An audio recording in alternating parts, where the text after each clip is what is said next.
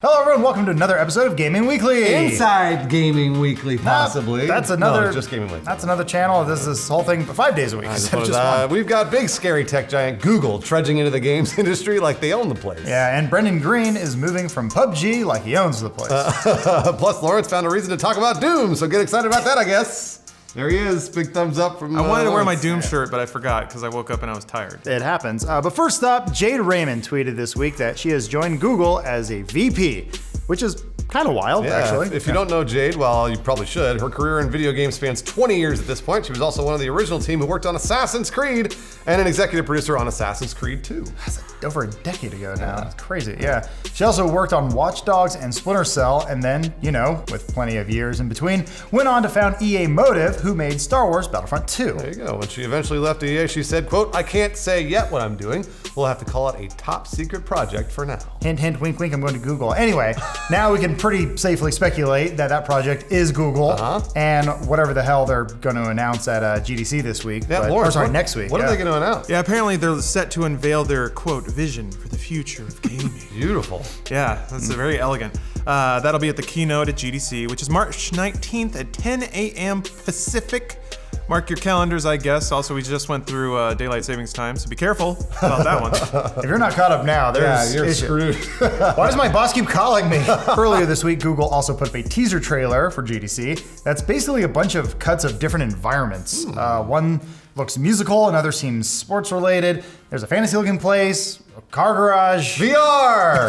It's gonna be VR. The website the video links to says, quote, "Discover a new way to play." I don't know if I've ever heard that phrase before. And so, pretty much everyone's guessing that the incoming announcement is that Google's working on a video game console with the help of Jade Raymond.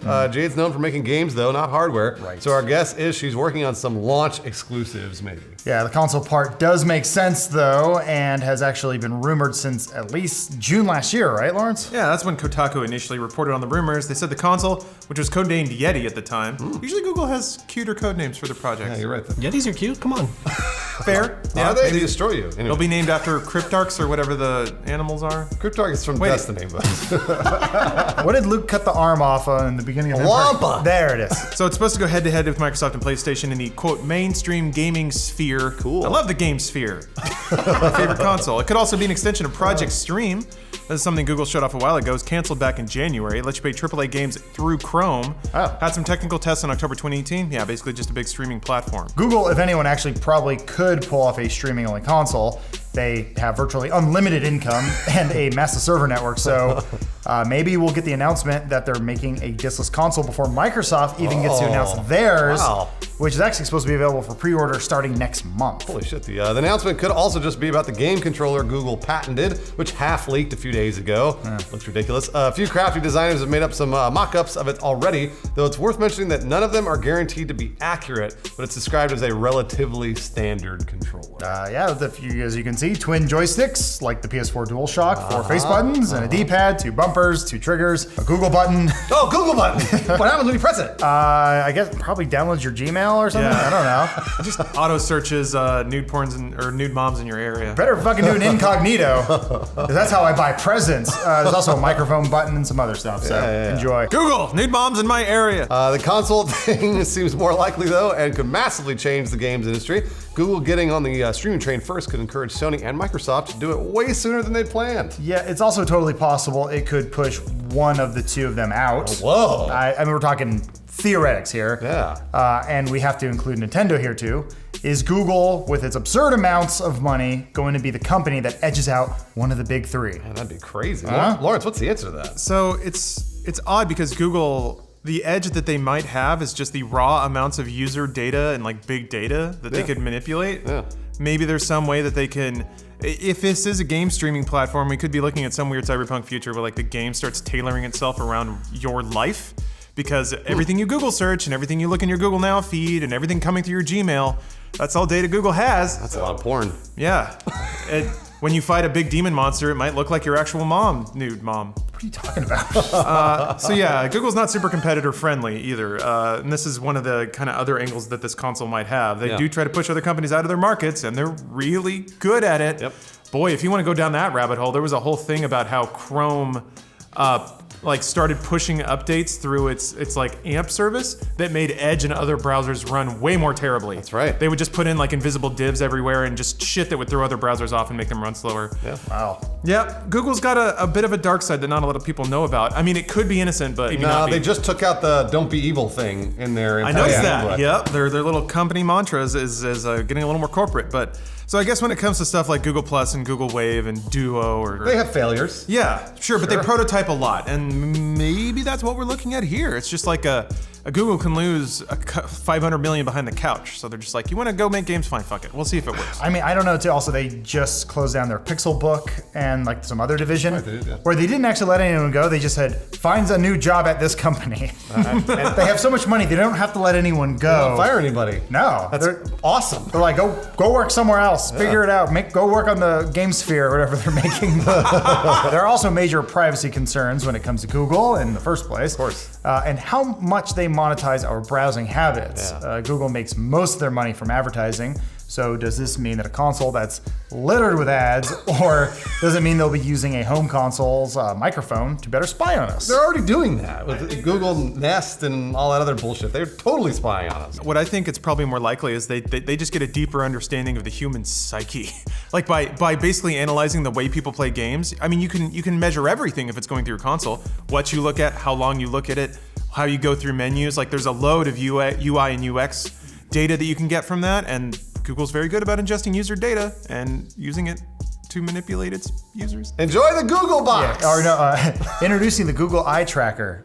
Just use it. Don't ask Yeah, questions. just stare at it. Potentially scary times ahead, so before we drown in our own existential dread, let's move on to some lighter news. Oh, finally, yeah. Brendan Greene has, according to a bunch of outlets, quote, moved on from PUBG. Oh. And while they're technically right, we wanted to jump in and clarify because it seems like audiences have been a little misled. Yeah, basically, Brendan's still working at PUBG Corp. He's just working on a new division focused on research and game development. And this shift happened almost a full year ago. So this isn't really, like, it's not really timely. That's usual working retirement territory. When you're like, I'm just tired of all this email, and then somebody's like, wait, don't leave. What if you just like looked into stuff?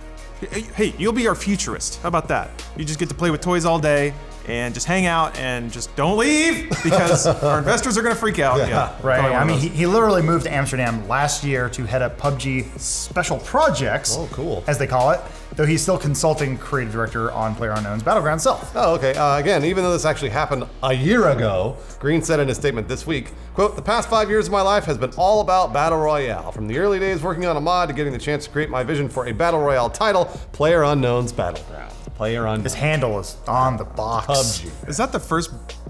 No, fatality. Never mind. What? I was trying to think of like online handles Another that got turned gamer? into a brand. Yeah. He streams on Twitch. Not doing so great. Sorry, Jonathan Wendell. Burning him up. So that kind of explains some of the choice behind the shift, but to explain why now, yeah, it's just because he's going to GTC next week. Oh, got it. Okay. Yeah. So there are press interviews already set up with Brendan, and it sounds like he just didn't want to have people asking about PUBG repeatedly. Yeah. So the company made a statement to get ahead of it. Yeah, questions like, what does the PU stand for in PUBG? And then he puts his head down, looks at his publicist, they're on their phone. Well, Lawrence, it's kind of weird timing, right? It makes the interview cycle easier. It means we'll maybe actually learn about what he's been working on over there, unless he's just been playing PUBG all day.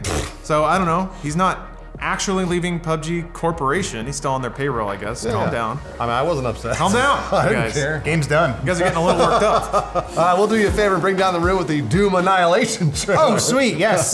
This is the direct-to-video production that got a new trailer this week, and it's so bad that Bethesda had to officially say that they have nothing to do with it. Wait, what? Lawrence, what is this? What are you talking about? So specifically in response to a tweet from Ninja XXX, It's triple X. Is the way Triple it's X, saying it, X double, Triple X double X, asking, quote, "I really want Doom at id Software to give your most honest opinion on the new trailer for Doom Annihilation. The official Doom Twitter account just bluntly said, we are not involved with the movie." Oh, no. That's how I hear it in my head. So yeah, right now the trailer has almost 1 million views. It's good. Cool. Is that good? But one of the most hellish like-dislike ratios I've seen this side of Phobos. I think you're talking about a Doom reference. He's making Doom jokes. Doom references? Keep in mind, Lawrence gets paid to do this.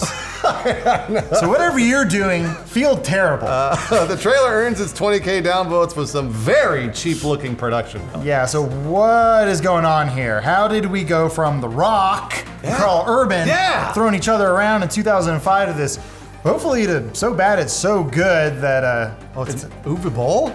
Knockoff. That's kind of a... Oh, it's a knockoff. Yeah, it's a knockoff of a bad director. Oh my gosh. Lawrence, you did some digging. What's going on? Yeah, I enjoy wasting my life, so I was just researching the Doom Annihilation movie. So the situation's kind of strange. The movie was first announced on April 20th, 2018. We were too busy vaping and giggling at cardboard to notice at the time. Guys, look at the fatty that Puff found. I'm gonna watch that movie or that video, everybody. There's been almost no news about the production of the movie until January 2019, when Dread Central reported that Universal had delayed the release of Doom Annihilation to, quote, use a broader VFX brush to make hell awesome. Oh my God. And enhance, quote, the location and doing some pickup photography that supports the original vision of the scene. Vision? There was a vision? Years, Most of the people working on this thing probably don't know it's related to a video game. probably not, yeah. I don't know where those enhancements went because the trailer looks not enhanced much at all, really. I haven't watched this. I gotta watch this. Yeah, it's there's a handful of sets. There's some imps. Like the makeup looks cool, I guess. A lot of zombies. There's an exploding barrel. Whoa! Doom. One exploding barrel, huh? And yeah, certainly no CGI-laden visions of hell. So maybe they cut the trailer before those punch-ups landed, or I don't know. Regardless, it looks like a very low-budget, slight step above fan film kind of affair. So weird question though, why is this even getting made in year of our Lord 2019? It's hard to say. How do they have nothing to do with this if they use the property? Yeah, I poked around to see if this has any connection to the original movie Yeah. or anything like that. It's written and directed by Tony Giglio? Giglio. Chilio. Which, first of all, is an awesome name. And second of all, has directed a strange slate of movies, including Soccer Dog the Movie in 1999 and the Jason Statham movie that I've totally seen, titled Chaos in 2005. If there were still a Blockbuster video, that movie would be there. I think he wants us to ask if Chaos was good. Yeah, it was okay. Jason he Statham actually can saw carry it. any movie. Moving on. Okay, so Boy, the oh biggest boy. connection here is the distributor. Universal Pictures distributed the 2005 Doom film. Which is terrible, but also awesome. Bruce understands. So this movie is getting distributed under Universal 1440 label. This is the direct-to-video brand that has given us such hits as Backdraft 2, Ew. Tremors, A Cold Day in Hell, 4 Scorpion Kings, and 4 Death Race spin-offs. Holy shit. They also made Jarhead 3, The Siege. What? There was a Jarhead 3? Did they skip 2 or was that No, on there there? was a 2 in there as well. Is that a franchise? Yeah, they just crank out low-budget direct-to-video sequels of any remotely popular movie franchise. So it's not entirely shocking that this is a label that would scrape together a movie around the property they used to own out of $20 and some Subway coupons. What's weird is the time gap. So why suddenly crank out a sequel or a spin-off to a movie that came out almost 15 years ago? Yeah. But that's also not necessarily uncommon for Universal 1440. They're in post-production on Undercover Brother 2, a movie that came out in 2002. So yeah, apparently time gap doesn't mean anything. Okay. Part of me was like, maybe this is one of those weird distribution thingies where they just have to get a movie out to keep their rights alive. Is it safe to say that expectations are low or so low that they're pretty much non-existent? But maybe we can get a pretty cool, like rad first-person sequence. I love that thing. That's the only thing Bruce references. It's the 2 minutes of the movie that's awesome. It is almost worth watching that movie for that one sequence. Nah, you just find it on It's YouTube. free on YouTube. Yeah, just find it on YouTube. I mean, Carl Urban is always a delight to watch. He really is. In any circumstance. But now, on top of the trailer looking rickety as shit, the director also said that they're taking a different angle on that first-person aspect. Oh no. Yeah, right? Speaking to Polygon, Giglio said that the movie will, quote, be using the first-person perspective, but not like the first film for long, extended periods. Oh no. Adding GoPro that he, footage. quote, wanted to find a way to give a nod to it, but not have it dominate or distract or take you out of the film. Translation, we got some GoPros, we don't have a lot of money. It's gonna look like a paintball video. Look, that first person sequence was awesome.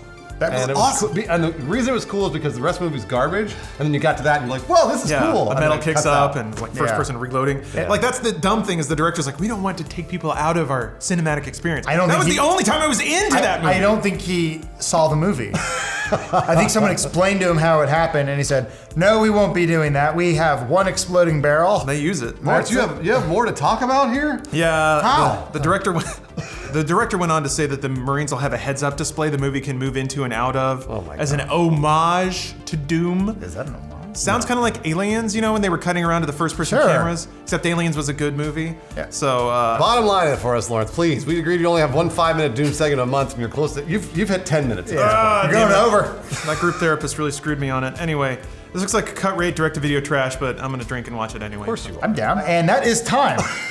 Unfortunately for you and Lawrence. And that'll do it for this week's episode. Thank you for watching, everyone, and we'll see you soon. Lawrence, that's why you were stressed out. You were doing that much research on this game. You were stressing out about Doom. I wasn't stressing. That was fun. It's a DVD you'll see in a bucket at Walmart. Hey, who out there is ready for some new Xbox news? Ah, I am. Okay, good, because there's a rumor that Microsoft isn't gonna wait until next year to release a new console. Whoa, yes, that means Rise 2. Gamers Rise must be right around the corner. Kill me. But no, we're not looking at a whole new generation as ushered in by 2013's hit game Rise, Son of Rome. Still talking about that. Dear God. So a rumor circulated